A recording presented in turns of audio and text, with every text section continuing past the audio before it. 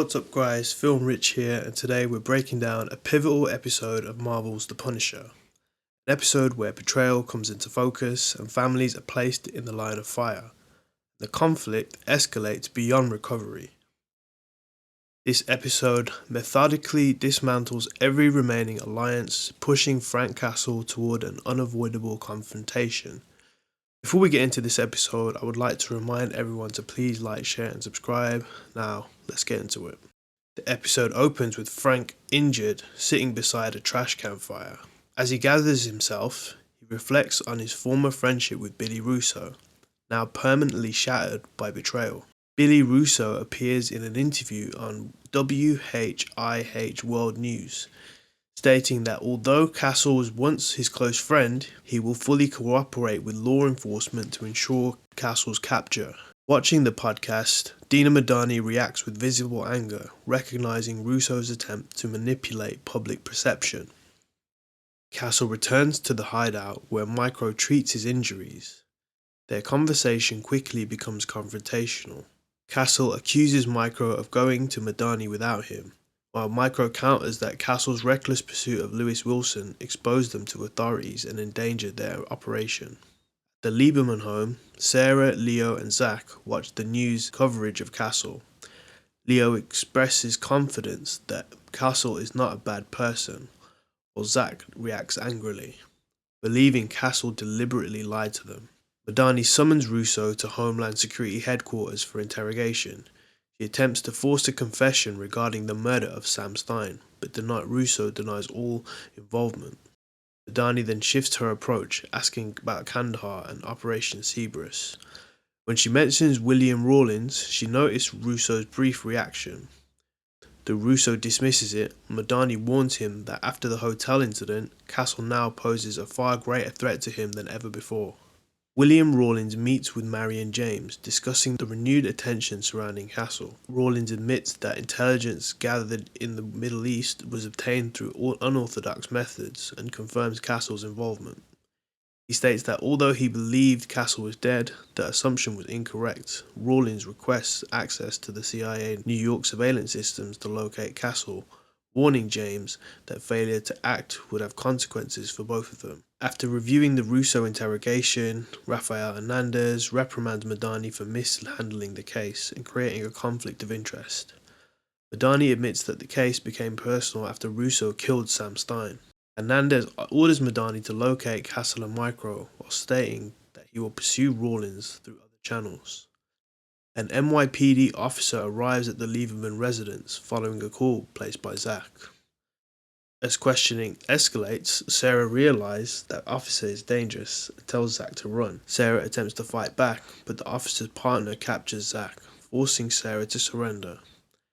Leo, who is not downstairs at the time, manages to escape the house unnoticed. Back at the hideout, Castle prepares for a new skull vest and arms himself, while Micro tries to stop him from embarking on a suicidal mission. Castle reviews the surveillance footage from the Lieberman home and notices the house is empty. Micro rewinds the footage and watches his family being abducted. As Micro breaks down, Castle realizes that Rawlins now has leverage and that the hideout will soon be discovered. Recognizing that Leo escaped, Castle contacts her and instructs her to go to the rendezvous point. He orders Micro to reveal himself and retrieve his daughter. Castle tells Micro that if he fails to return, he must go to Madani. Castle remains behind at the hideout, preparing for an imminent attack. With Sarah and Zach captured, Russo questions Rawlins about how Micro could still be alive. Rawlins states that he believed Carson Wolf had killed him. Russo expresses concern that they are now facing Homeland Security, Castle, and the consequences of kidnapping civilians. Rawlins assures him that Marion James has authorized use of CIA resources. He orders Russo to send a team to eliminate Castle, though Russo refuses to go himself. Hernandez arranges a meeting with James, joined by Madani. They present evidence linking Rawlins to Operation Cerberus and the death of Ahmed Zubair. James responds that Homeland Security lacks jurisdiction over CIA actions overseas. Hernandez counters by pointing out Rawlins' involvement in deaths on US soil. James refuses to cooperate, arguing that exposing Rawlins would severely damage US foreign policy. A group of Anvil agents encounters Micro's hideout. The Punisher silently eliminates several agents before triggering explosives planted through the location. Russo is informed by Jack that Castle was not present, but they discovered a computer looping footage of Zubair's execution alongside a countdown. Realizing the trap too late, the explosives detonate, killing all Anvil agents except Jack.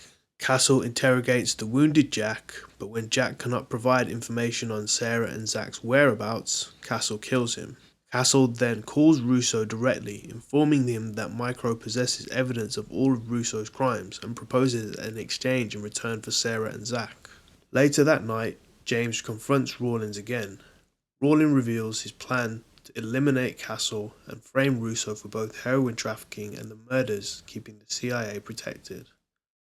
Though furious, James reluctantly agrees, on the condition that Rawlins resign after the operation. Rawlins accepts, stating that failure would destroy them both.